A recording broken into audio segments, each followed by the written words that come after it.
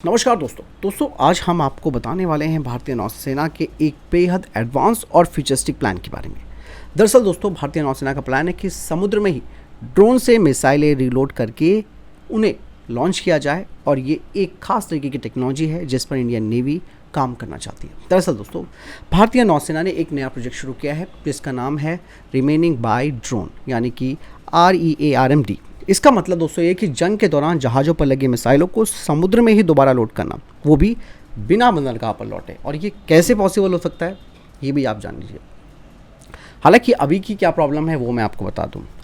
अभी अगर किसी युद्धपोत की मिसाइलें ख़त्म हो जाती है तो उसे वापस पोर्ट पर जाना पड़ता है जहां क्रेन की मदद से मिसाइलों को लोड किया जाता है। इससे टाइम भी काफ़ी बर्बाद होता है और युद्ध के दौरान जहाज़ कमज़ोर पड़ सकता है, खास करके आज के समय में जब सस्ते ड्रोन और मिसाइल हमले तेज़ी से बढ़ रहे हैं। और ये एक बहुत बड़ी टेंशन आ सकती है दोस्तों आने वाले वक्त पे, जिस पर इंडियन नेवी काफ़ी डीपली बात कर रही है।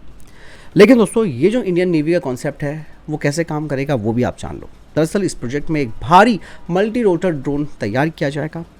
2 घंटे से ज़्यादा उसकी उड़ान क्षमता होगी। वो 900 किलो से ज़्यादा वजन उठाने की ताकत रखेगा। इसमें इंटरनल कम्बशन इंजन का इस्तेमाल किया जाएगा इस ड्रोन में, ताकि ये लंबी उड़ान कर सके। और दोस्तों ये ड्रोन एक सप्लाई जहाज़ से मिसाइल उठाएगा और दूसरे युद्धपोत तक ले जाएगा और बिल्कुल सटीक तरीके से VLS यानी कि वर्टिकल लॉन्च सिस्टम से मिसाइल डाल देगा। अब ऐसे में दोस्तों आपके मन में सवाल आ रहा होगा कि बिल्कुल सटीक तरीके से VLS यानी कि वर्टिकल लॉन्च सिस्टम में ये मिसाइल कैसे डाल पाएगा। दरअसल इसके लिए कुछ टेक्नोलॉजीज़ का इस्तेमाल किया जाएगा, जैसे कि गायरो स्टेबलाइज प्लेटफॉर्म से पहले तो बैलेंस बनाया जाएगा। ड्रोन होवर करके VLS सेल के ऊपर रुकेगा।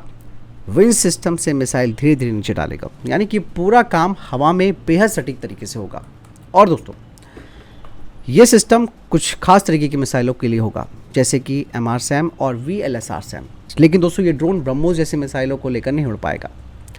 यहाँ पर चैलेंज भी है दोस्तों, क्योंकि एक तो इतना भारी ड्रोन बनाना, फिर समुद्र की तेज़ हवाओं और मौसम आपको पता ही है कैसा रहता है। इसके अलावा जहाज़ की मूवमेंट के साथ बिल्कुल सटीकता से और सटीक अलाइनमेंट करना भी काफ़ी चैलेंज है। और अभी भारत में ज़्यादातर ड्रोन 100 किलो से कम का पेलोड उठाते हैं, जबकि ज़रूरत 900 किलो से ज़्यादा की है। ये काफ़ी बड़ा चैलेंज है दोस्तों। दरअसल दोस्तों दुनिया में ऑलरेडी यूनाइटेड स्टेट नेवी पहले ही इस तरीके के मॉडल पर काम कर रही है।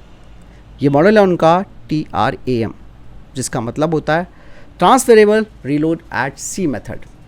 इवन दोस्तों जनरल डायनेमिक्स जो कि अमेरिका की है, वो ऐसे जहाज़ का कॉन्सेप्ट उन्होंने पेश किया है जो एक साथ 4 डिस्ट्रॉयर्स को रीलोड कर सकता है। इवन फ्रांस की नौसेना भी इस टेक्नोलॉजी पर काम कर रही है। भारत के लिए दोस्तों गेम चेंजर इसीलिए है क्योंकि अगर ये टेक्नोलॉजी हम डेवलप कर लेते हैं तो युद्धपोत बिना रुके लड़ाई जारी रख सकते हैं।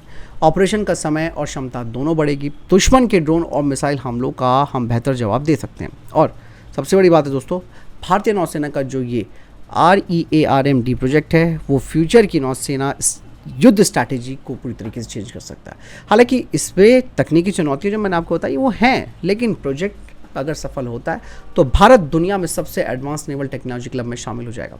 और इन चैलेंजेस को पूरा करने के लिए भारत सरकार को और इवन भारतीय नौसेना को भी फंड देना पड़ेगा। खास करके प्राइवेट सेक्टर की कंपनियों को इन्वाइट करके उनके साथ कोलैबोरेशन में इसे बनाना होगा।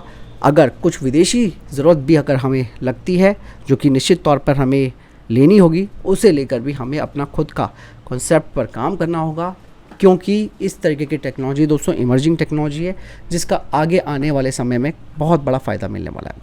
फिलहाल इस बारे में आपकी क्या राय है कमेंट सेक्शन में लिखकर ज़रूर बताएगा। मिलता हूँ वीडियो के साथ। जय हिंद, वंदे मातरम।